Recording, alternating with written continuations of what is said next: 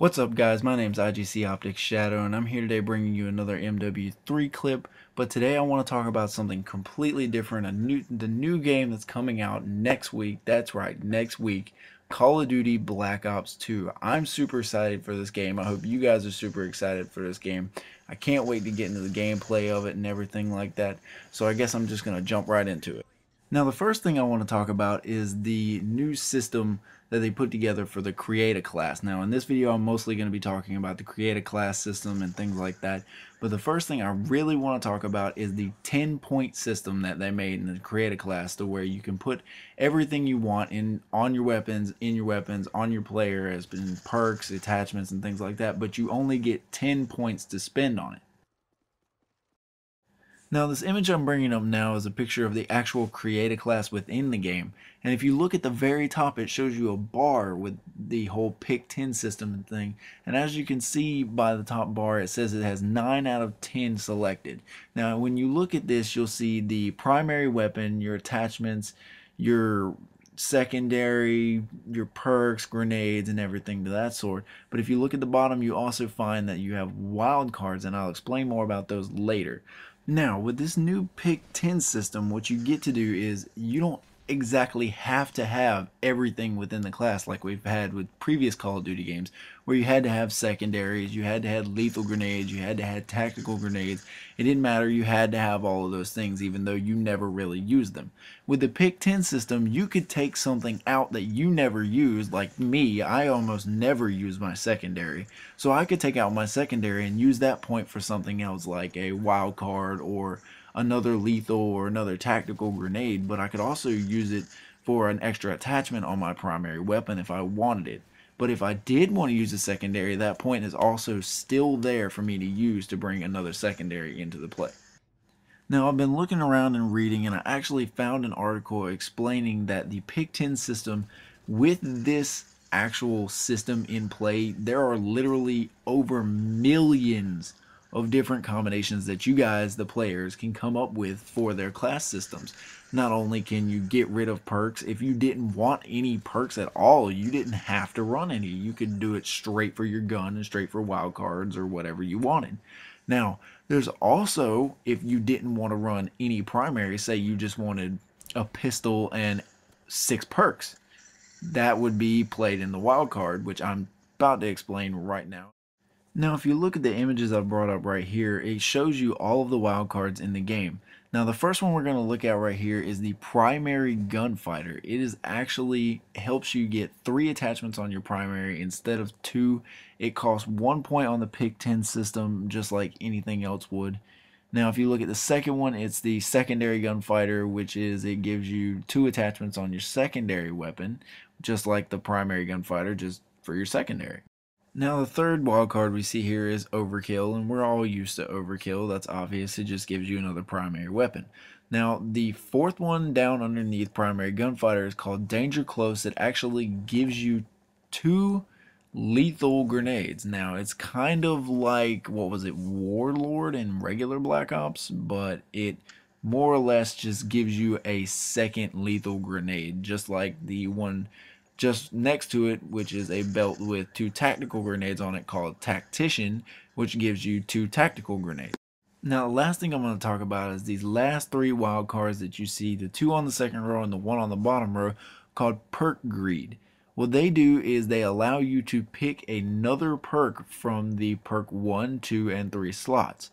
So if you wanted another perk from perk 1, you take the perk 1 greed, and so on and so forth, and they help you build your character more in depth into the game.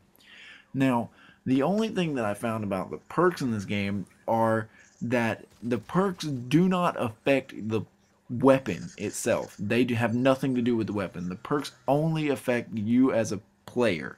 They affect your person.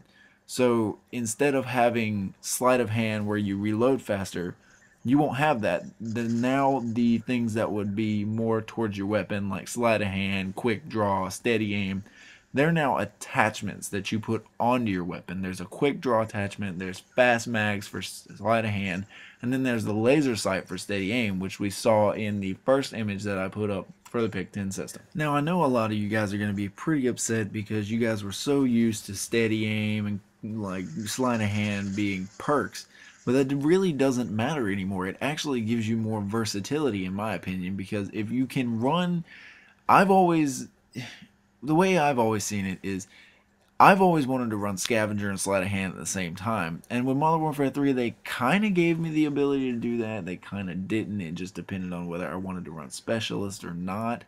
Now, if I did run Specialist, I usually put Sleight of Hand first if I was running Scavenger, but I really didn't like doing that. I personally don't like running Specialist. So I would rather have Sleight of Hand as an attachment like Fast Mag so I can reload faster and still have Scavenger where I can pick up more ammo, or have things like Toughness, which is another perk in the game, or Dexterity that I can use without having to replace one of my perks that help me throughout the game with something like Sleight of Hand where I would have to have it to reload faster. It makes more sense to me for some reason. Now, I have noticed that a lot of people that I've asked about them buying Black Ops 2, like some of my friends, I've asked them, hey, are you buying Black Ops 2? I hope to be able to play with you guys online because I like playing with my friends.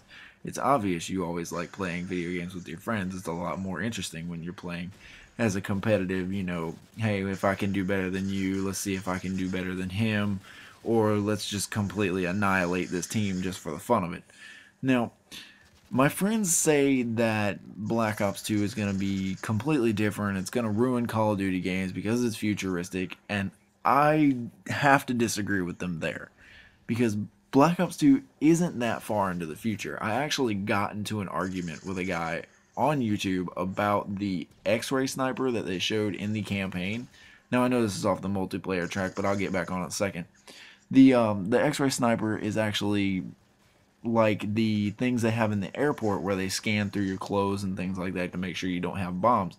And he argued that in 2025 we won't have that technology to be able to use the X-ray through walls and military things. And I'm saying, well, okay, we have the technology in airports now. What's to say 13 years from now they won't be able to compress it down into a scope that someone can stick on their gun? That's not too futuristic. I mean, we're still shooting bullets and not lasers like Halo. So that's just my point on that argument, but I'm going to get back into the multiplayer now. Now, the last thing I want to talk to you guys about is actually the score streaks in Black Ops 2. And I say score streaks because they're no longer counted as kill streaks in the game. They don't go strictly by kills. They go by the points accumulated by the player by completing objectives, getting kills. Yes, getting kills do still count, but you also have to play the game. You can't just run around and get kills and expect to get really, really high or score streaks. You have to play the objective that you're playing to be able to get an extremely good amount of score. Now, the image I've brought up here for you guys is actually all of the score streaks in Black Ops 2. Now, you see down at the bottom it says the lightning strike, the score required is 500 or 550 points. Yeah, okay, I can read. Wow, I'm an idiot. But everything in the game that has to do with the kill streak is gonna require points, guys. Everything you see on here, you can pause the video and see it. I'm not gonna run the picture for this long, but everything you see is gonna cost a specific amount of points. The ones towards the bottom are gonna be costing more points than the ones towards the top because they're higher kill streaks. They're gonna do more damage, they're gonna cover more area, and they're just going to be all around better kill streaks. Now, I do say kill streaks because I'm not quite used to saying score streaks yet. It hasn't quite came into my vocabulary because I'm not used to it. I have to adjust the way I talk about this game because it is so much different than any Call of Duty game we've ever seen before. I've played all the way from World at War up to Modern Warfare 3, and I've been waiting for Black Ops 2, and I still can't wait. The kill streak or score streak system in this case is just completely insane. I mean, it actually forces players to play the game like they're supposed to. Now, instead of having slayers that run around and don't play the objectives, or you might end up having an entire team that just won't play the objective, and they'll just run around and they'll all want to be slayers, and then you'll just have a higher loss ratio.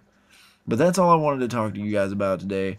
So I hope you liked the video. Like and subscribe. I'll be putting up another video on the perks later on, and maybe a little bit more on the score streaks. So thanks you guys for watching, and I'll see you in my next video.